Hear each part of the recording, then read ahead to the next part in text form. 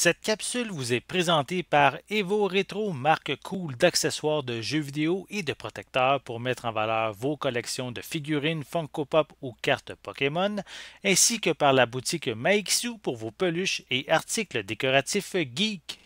Et bonjour, ici Sébastien, j'espère que ça va bien. Aujourd'hui, je vous parle du jeu Moto Roader MC que j'ai testé sur Nintendo Switch. C'est un jeu qu'on peut aussi se procurer sur Xbox, sur PlayStation. C'est disponible depuis le 25 février 2022. C'est un jeu en fait qui est une nouvelle adaptation parce que le jeu est paru initialement il y a 25 ans sur TurboGrafx-16 ou PC Engine en Europe. Donc, un jeu que je n'avais jamais joué à l'époque, tout simplement parce que je n'avais pas cette console. C'est un jeu de course dans le même style que Super Sprint. C'est un genre de jeu que je connais un peu plus, où en fait, on est un petit bolide qui va compétitionner. En fait, il y a différents bolides qui vont compétitionner ensemble dans des circuits à écran fixe. Mais ici, on est plus dans un univers futuriste comparativement à Super Sprint. On contrôle notre véhicule de deux manières possibles, soit en dirigeant la voiture dans la direction du stick. Donc, qu'est-ce que ça veut dire en fait? C'est que si on veut aller vers le haut, mais il faut peser vers le haut. Si on veut aller vers le bas, il faut peser sur le bas. Ou c'est la même chose pour le gauche et la droite. Moi, de mon côté, je ne suis pas vraiment habitué avec cette méthode. Donc, j'ai préféré opter pour un contrôle que je connais un peu mieux, où il faut seulement tourner à gauche et à droite pour vraiment utiliser la direction, même si c'est pour aller vers le haut. Il faut tourner vers la droite, comme un peu un vrai volant en fait.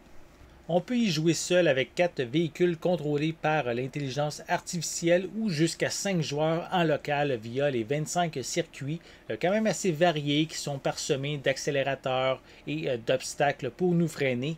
Vu que les circuits sont quand même petits, ça peut devenir chaotique malheureusement pour bien voir qu'est-ce qui va se passer à l'écran.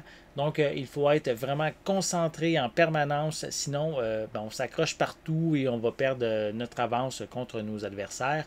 On peut également lancer des missiles et personnellement, l'ensemble, tout ça ensemble m'a pris quand même un petit temps d'adaptation pour vraiment tout assimiler. Visuellement, c'est joli, mais rien d'exceptionnel non plus. Ça ressemble à certains jeux sur la NES.